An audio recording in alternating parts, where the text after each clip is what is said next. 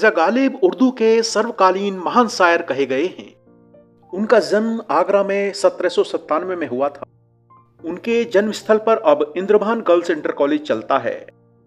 गालिब के दादा उज्बेकिस्तान से भारत आए थे। जब गालिब 5 साल के थे तो उनके पिता की मृत्यु हो गई। गालिब के चाचा पहले मराठाओं की ओर से आगरा में गवर्नर थे। बाद में उन्हें अंग्रेजों ने मथुरा में 2 परगना दिए।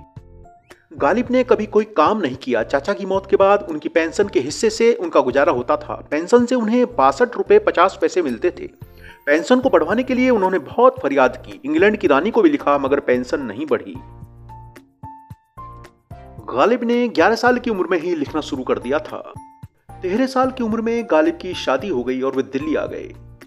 दिल्ली में उनका ठिकाना बना गली कासिम जान बल्ली मारान चांदनी चौक। 30 साल की उम्र तक गालिब 7 बच्चों के पिता बने, मगर कोई भी बच्चा 2 साल से ज्यादा जिंदा नहीं रहा। गालिब अंतिम मुगल शासक बहादुर शाह जफर के दरबारी कवि थे। वे शिक्षक और इतिहासविद भी थे, लेकिन उनकी जिंदगी संघर्ष करते हुए ही बीती। शराब, जुए की लत और बेरोजगारी के कारण वे जिंदगी भर कर्जदार बने रहे। उन पर मुकदमे भी हुए और जेल भी जाना पड़ा। गालिब का लिखा दीवान 1841 में उनके जीवित रहते ही छप गया था, लेकिन उन्हें शोहरत मौत के बाद मिली।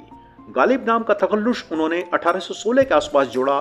इससे पहले वह असद के नाम से लिखते थे। गालिब का मतलब है सर्वश्रेष्ठ, प्रभावशाली।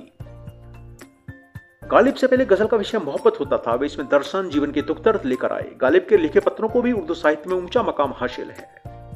गालिब के एक सुलेखिका कातिबा से नजदीकी संबंध थे। इससे उनका घरेलू जीवन भी प्रभावित हुआ। बाद में कातिबा की बीमारी की वजह से मौत हो गई। 15 फरवरी 1869 को उनका निधन हो गया। उनकी मजार निजामुद्दीन क्षेत्र में है। चांदनी चौक के बल्ली मारान में गालिब का स्मारक बनाया गया है। इसे आप जाकर देख सकते हैं। हमको मालूम है जन्नत की हकीकत, लेकिन दिल को खुश रखने को गालिब ये ख्याल अच्छा है।